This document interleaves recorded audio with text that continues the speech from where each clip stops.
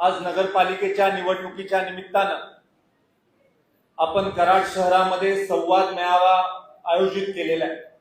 केंद्रामध्ये भारतीय जनता पार्टीचं सरकार, राज्यामध्ये भारतीय जनता पार्टीचं सरकार आणि स्थानिक स्वराज संस्थांमध्ये देखील भारतीय जनता पार्टीच्या नेतृत्वाचाच नगराध्यक्ष हा निवडून आणण्यासाठीचा संकल्प आज आपण या मेळाव्याच्या निमित्तानं करायचा।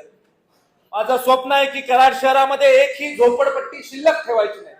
कराड शहरामध्ये झोपडपट्टी वासियांचं पुनर्वसन करायचं आणि ही निवडणुकीपुरती घोषणा नाही। निवडणूक येऊ किंवा निवडणूक जाऊ, आपल्याला आपल्या लोकांची सोय आणि सुविधा करायची आहे।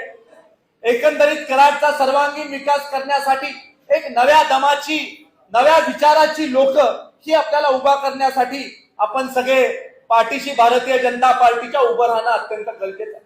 मला खात्री वाटते की ज्या प्रकारचं वातावरण आज बघायला मिळतंय त्या वातावरणाकडे पाहता निश्चित स्वरूपी घवघवीत यश येणाऱ्या 2 डिसेंबरला आपल्या भारतीय जनता पार्टीला मिळाल्याशिवाय राहणार नाही याची खात्री मला या कार्यक्रमाच्या निमित्तानं व्यक्त करावीशी वाटते।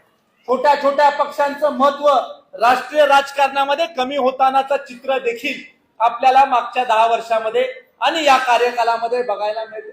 आता आपल्या कराड शहराची देखील परिस्थिती बघा। कराड शहराने एक नवीन विचार ऍक्सेप्ट केलेला आहे, एक नवीन विचार स्वीकारलेला आहे।